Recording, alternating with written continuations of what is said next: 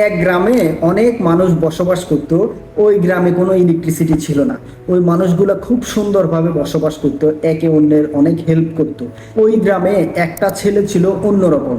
সে অনেক দূর শহরে গিয়ে একটা চার্জিং লাইট নিয়ে আসলো।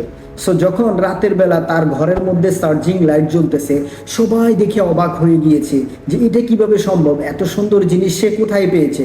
এখন বলেন তো, ওই গ্রামের মানুষগুলা প্রত্যেক ঘর থেকে একজন ব্যক্তি শহরে গিয়ে একটা করে লাইট নিয়ে আসা এটা তাদের জন্য সহজ, নাকি পুরো গ্রামের মানুষ মিলে ওই এক ব্যক্তি যার ঘরে একটা চার্জিং লাইট আছে ওই চার্জিং লাইটটা ভেঙে ফেলা সহজ? চার্জিং লাইটটা ভেঙে ফেলা সহজ, রাইট?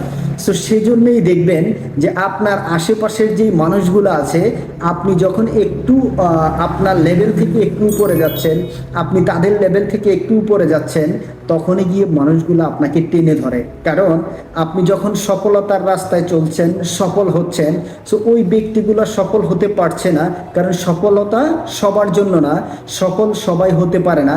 সফলতার রাস্তা অনেক কঠিন বিদায় ওই সকল ব্যক্তি মিলে আপনাকে টেনে ধরে নামানোর চেষ্টা করবে। কারণ ওই গ্রামের মানুষগুলোর কাছেও প্রত্যেক ফ্যামিলি থেকে একজন গিয়ে লাইট আনা অনেক কষ্টকর ছিল, কিন্তু প্রত্যেক ফ্যামিলি থেকে একজন ব্যক্তি গিয়ে যেই ব্যক্তির ঘরে লাইট আছে ওই লাইটটা ভাঙা অনেক সহজ ছিল। সো একটা জিনিস মনে রাখবেন, আপনি যখনই উপরের দিকে উঠতে থাকবেন তখন সবাই মিলে আপনাকে টেনে ধরবে।